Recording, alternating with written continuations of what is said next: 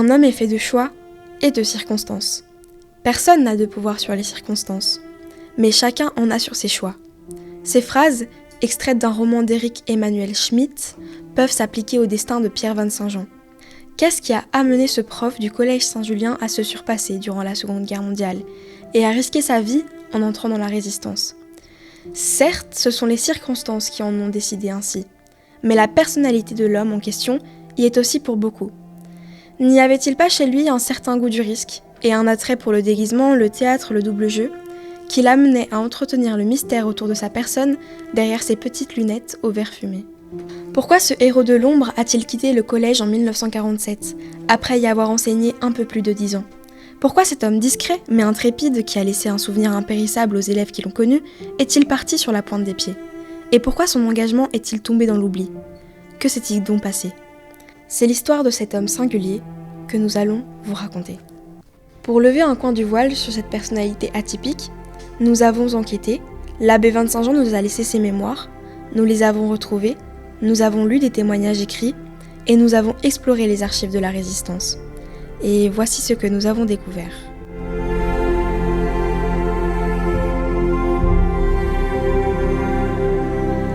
Pierre Van Saint-Jean naît le 10 août 1910 à Morlanoué, près de la Louvière. Son père est une figure bien connue de la ville. Il est quincaillier. Après ses études secondaires, Pierre entre au séminaire. Il deviendra prêtre.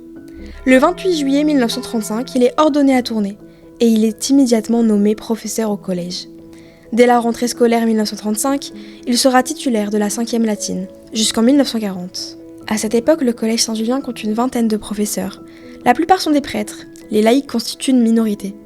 La direction est assurée par l'abbé Austrate et l'économe est l'abbé Delite. Les élèves sont au nombre de 250, dont un tiers en humanité moderne et 2 tiers en humanité ancienne, c'est-à-dire en latine. 1938. Pierre Van Saint-Jean est invité à faire partie d'une délégation qui se rend en Allemagne lors du congrès de Nuremberg. Il découvre l'Allemagne nazie. Quelques semaines plus tard, il donnera une conférence au collège, où il racontera son voyage. Dans l'école, on s'inquiète. Dans le palmarès, qui est publié en fin d'année scolaire, on peut lire « Aura-t-on la guerre ?» 10 mai 1940. Les troupes allemandes envahissent la Belgique. Durant la nuit du 13 mai, les voies de la Gardate sont bombardées. Profs et élèves internes se réfugient dans les caves situées sous la salle de jeu, à proximité de ce qui deviendra plus tard la cour du 3e degré. L'armée mobilise tous les hommes de 16 ans et plus. Il faut rejoindre rapidement le centre de recrutement de l'armée belge. Le 14 mai, plusieurs professeurs remontent leur soutane et enfourchent leurs bicyclettes. Parmi eux, Pierre Van Saint-Jean. Le principal leur emboîtera le pas quelques jours plus tard. Comme les envahisseurs progressent à vive allure, les nouvelles recrues doivent descendre vers le nord de la France, puis vers le sud-est. Ils y séjourneront quelques semaines. Ils atteindront Montpellier, semble-t-il. Le 28 mai 40, la Belgique capitule et une partie des Belges expatriés regagnent leur pays. Il faudra attendre le 13 juillet pour que le principal retrouve son poste de directeur et que la vie reprenne son cours au collège Saint-Julien. Les choses ont bien changé à Ath. Les Allemands occupent la ville, les soldats de la Wehrmacht s'installent même au collège durant quelques semaines. Petit à petit, la résistance s'organise. Par l'entremise de son frère, Pierre Van Saint-Jean entre en contact avec un groupe de résistants. On lui demande de collecter, pour les Alliés, des renseignements sur la base aérienne de Chièvres, qui est aux mains de la Luftwaffe. Avec son collègue et ami, Pierre Leleu, ingénieur et prof de maths au collège, ils se mettent à circuler à vélo aux abords du champ d'aviation et le mesurent de manière astucieuse. Mais l'intermédiaire qui doit transmettre le plan est arrêté, et le document sera finalement enterré dans un jardin du collège. Septembre 1942. Pierre Van Saint-Jean est toujours titulaire de la 5e latine. Il voudrait devenir prof d'histoire. Il devra donc se présenter devant le jury central. Pour préparer ses examens, il va rencontrer Germaine Feitmann. Elle est la conservatrice du musée de Marimont à Morlanoué. Mais elle est aussi impliquée dans un réseau de résistance. Elle propose à notre jeune professeur de rejoindre le groupe général de sabotage. Ce réseau, qui a été fondé par des anciens étudiants de l'ULB, deviendra célèbre sous le nom de groupe G. Il est chargé de coordonner des sabotages. Germaine Feitmann fait comprendre au jeune prêtre qu'il peut se rendre utile en rassemblant discrètement des informations sur les activités des Allemands à Chièvres et à Ath. Il hésite à rejoindre les anciens de l'ULB. Je ne suis pas universitaire. Mais Madame Feitmann me répondit, si on sabote assez dans la région d'Ath, La ville ne sera pas bombardée. Pensez aux habitants. Au besoin, Londres vous confirmera cette promesse. Pierre se laisse convaincre et devient R30, c'est-à-dire responsable du renseignement pour la région 3, c'est-à-dire le Hainaut. Nous sommes en septembre 1942.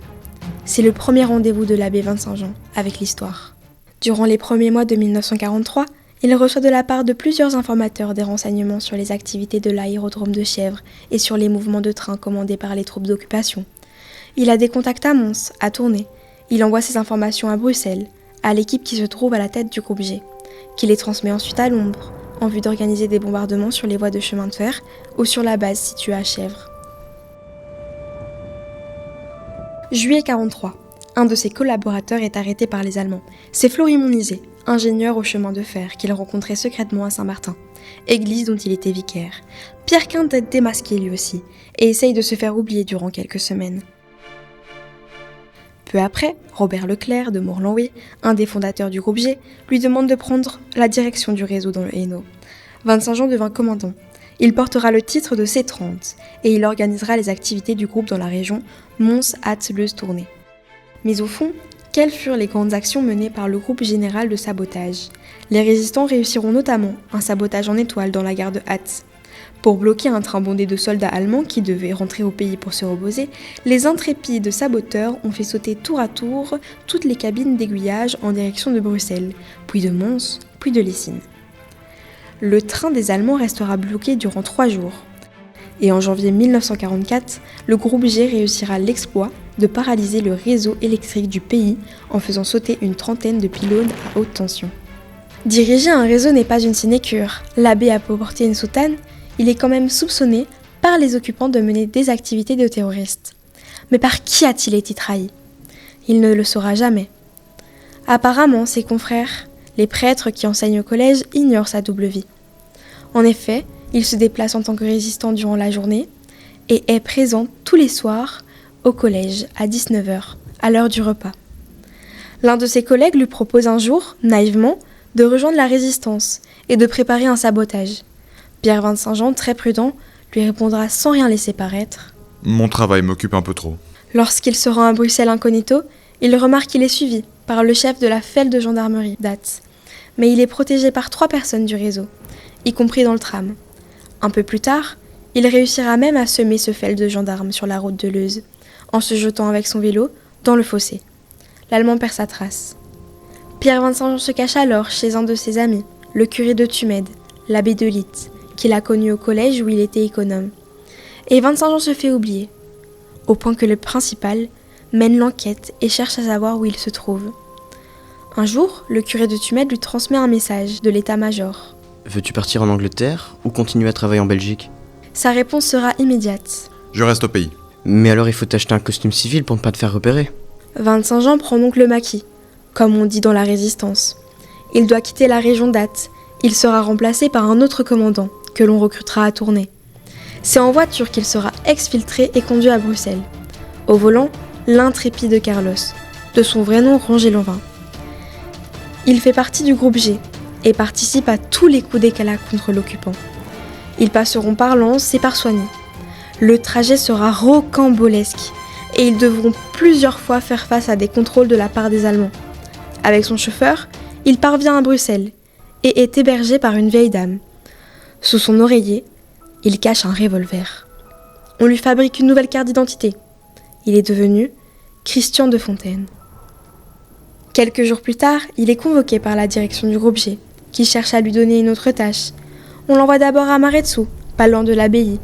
Quelques résistants viennent lui demander conseil, et il leur donne une leçon sur le sabotage des voies de chemin de fer. La leçon a porté ses fruits, puisque 3 nuits plus tard, une locomotive et des wagons déraillent à Maredret.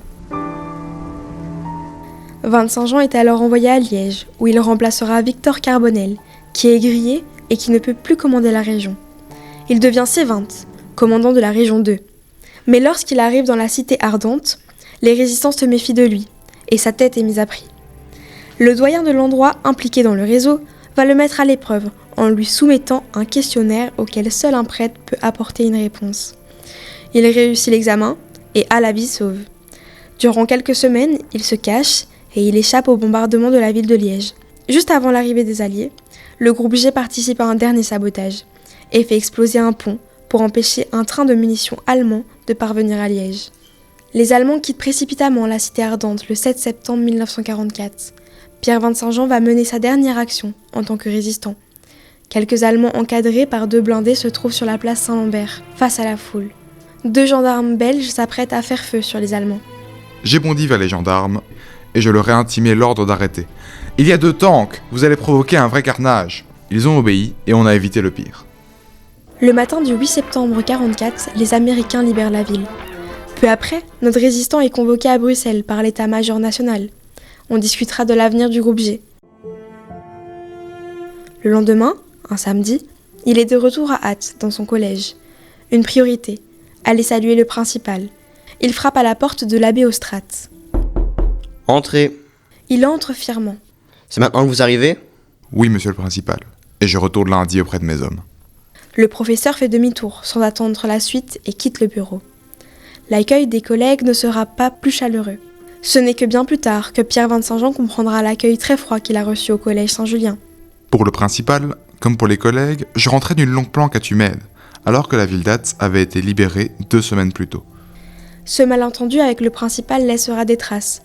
Il déclarera un jour au principal : Après l'accueil que j'ai reçu à mon retour, je refuse que vous et le collège tiriez gloire de ce que j'ai fait. Et le prêtre ajoutera dans ses mémoires : Que c'est difficile d'être humble. Quelques jours plus tard, lors d'une cérémonie rassemblant des résistants, un ami à toi que certains catholiques auraient pu traiter d'anticlérical tira la manche du jeune prêtre en lui disant : Ce soir, vous soupez à la maison ? Ce que Pierre a grandement apprécié. Il avait sans doute plus d'amis dans la résistance que parmi ses collègues de Saint-Julien. Après la guerre, Vincent-Jean continue à enseigner l'histoire et la géographie au collège d'Ath. On sait qu'il a mis en scène des pièces interprétées par les élèves. On le voit d'ailleurs poser fièrement avec eux dans le jardin, qui deviendra un jour la cour du 3e degré. Dans le palmarès paru à la fin de l'année scolaire 47-48, on peut lire : Monsieur l'abbé Pierre Vincent-Jean nous a quittés pour l'Institut Saint-Joseph à la Louvière en laissant au collège un souvenir qui ne s'effacera pas de sitôt. Mais l'abbé est dépressif. Il semble avoir été perturbé durablement par le stress et la solitude vécus durant ces années de clandestinité. Un de ses anciens élèves, René Hardy, écrira : Ceux qui vivaient dans son entourage après la libération n'auraient pas pu imaginer ce qu'il avait vécu. Il n'en parlait d'ailleurs pas. Un autre ancien de Saint-Julien, Willy de Vos, m'a raconté que, certains soirs, on entendait des coups de feu venant de l'endroit où l'abbé résidait. Vider les chargeurs, c'était là le seul moyen qu'il avait trouvé pour tenter de se défouler. Après avoir achevé sa carrière dans plusieurs établissements scolaires du Hainaut et au service de l'évêché de Tournai, l'abbé Vincent-Jean s'en est allé discrètement, après avoir rédigé ses mémoires. Non pas pour s'en vanter, mais pour expliquer ce qu'il avait vécu durant ces années sombres. René Hardy écrira : Il n'est revenu à Ath que pour être enterré en 1988, dans la pelouse d'honneur du cimetière d'Ath, aux côtés des résistants. Ath, une ville qui, grâce aux actions qu'il a menées, ne fut jamais bombardée par l'aviation alliée. Mais combien se souviennent encore de Pierre Vincent-Jean ? Non, Pierre Vincent-Jean, nous n'oublierons pas ton courage, et nous sommes fiers de t'avoir rendu hommage.